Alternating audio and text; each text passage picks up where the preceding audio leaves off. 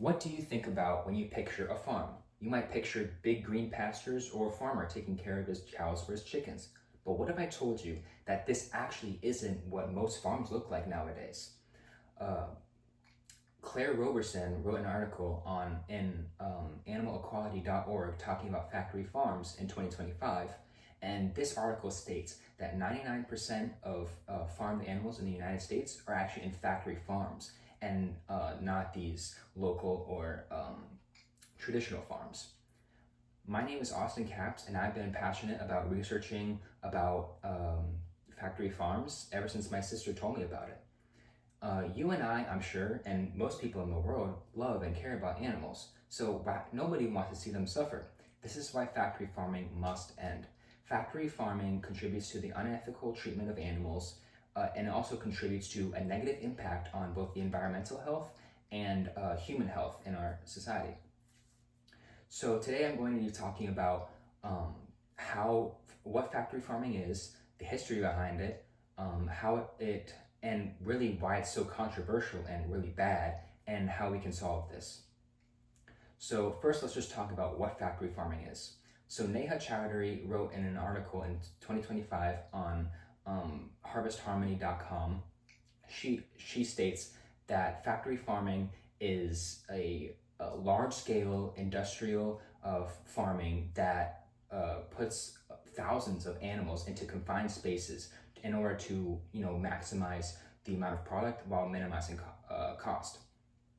So the history of factory farming dates back to the mid 20th century, when in that time the agricultural industry relied heavily upon small farms and traditional farms to have their produce. But through things like the advancements in technology and genetics, these things have really paved the way for factory farming to become the norm in the agricultural industry.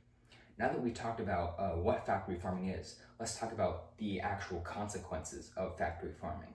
So the first one is that it just creates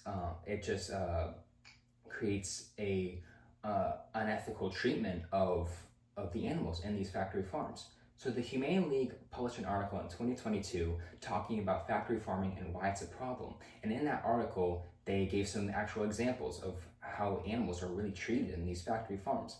One example is that chickens are debeaked, cows are often mother cows are often separated from their young, and both pigs and cows they have their tails cut off, really, usually without painkillers. So it's an immensely painful experience for the cows and the pigs, and it's just very sad.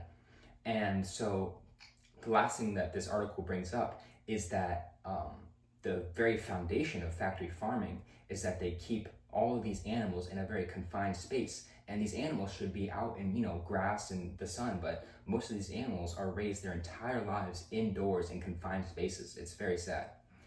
And so now that we've talked about how factory farming is terrible for the animals, let's talk about other repercussions of ramifications of factory farming. So other ramifications of factory farming are that it actually causes a negative impact on both human health and environmental health. So on the human health side of things, the World Animal Protection website, they published an article in 2022 talking about as the demand for meat is skyrocketing, human health is actually taking a toll because of factory farming. Some of the examples they include are the rise of superbugs and foodborne illnesses with factory farming. And this is because when these animals are in such immense stress because of the way they've been treated, and they're all packed in next to each other, this just allows them to be more prone to catching diseases and causing foodborne illnesses like salmonella, for instance, and it allows for the diseases to spread much more quickly and rapidly. And so this is really how the humans that are eating this meat are being negatively affected. Their health is being negatively affected, and the factory farming industry produces so much meat, but at a really cheap cost. So this means that the quality of the meat is also cheap. So this could lead to things like obesity in people because of the overconsumption of processed and poor quality meats. So on the environmental side of things, Liam Pritchett writes an article in foodfacts.org in 2025 talking about the environmental impact of factory farming and how we can change it. In that article, he talks about how factory farming produces an immense amount of greenhouse emissions, which really harm the environment and the ecosystem. And he writes that 37% of methane emissions and 65% of nitrous oxide emissions are from factory farming. So that's an incredible or a terrible stat, but it's extremely surprising. And so now that we talked about how factory farms are negatively impacting our health, the environmental health, and the health and well-being of animals, let's talk about possible solutions to these issues.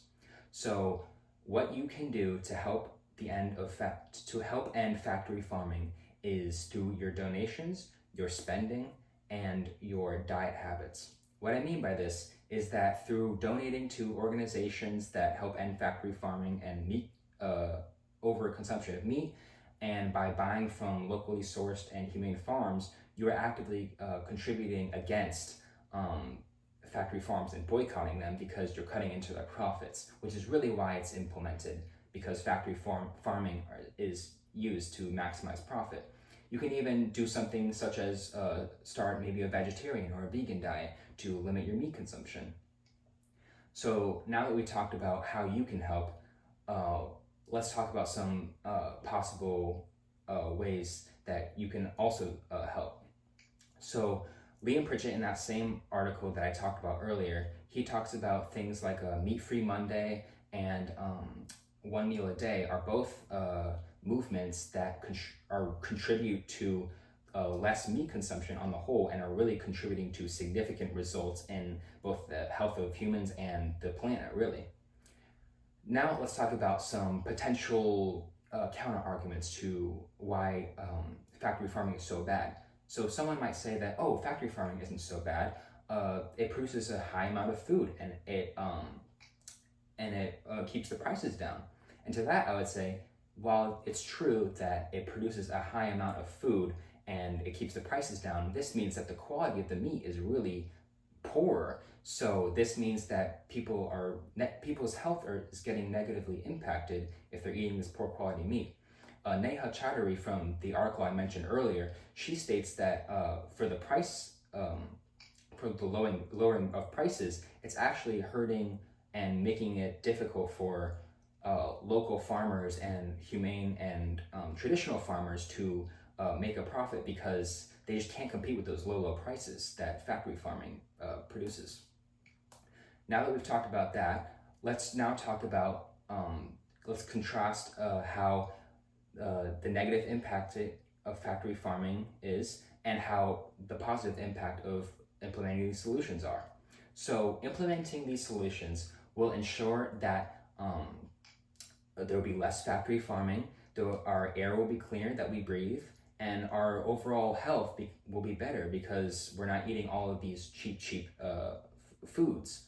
And the animals will be just treated less cruelly because factory farming will just no longer exist. And so, but if we continue to have, if these implementations do not succeed and we continue to have factory farming, then factory farming will continue to hurt the lives of the animals, and the animals will continue to suffer needlessly, really, and our health will diminish and our environmental health will diminish as well.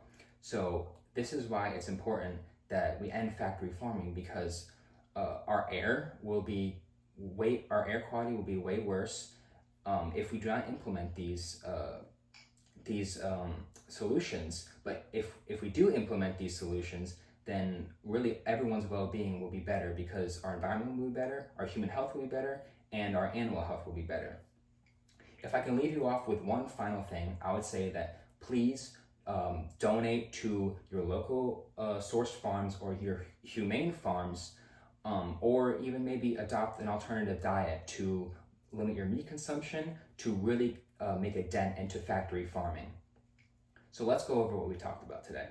Today we talked about what factory farming is, the history behind it, why it's so bad and controversial, and how we can stop it. So with yours and I help, we can finally put an end to factory farming and make our world a safer and a cleaner and a more ethical place. Thank you for listening and have a great rest of your day.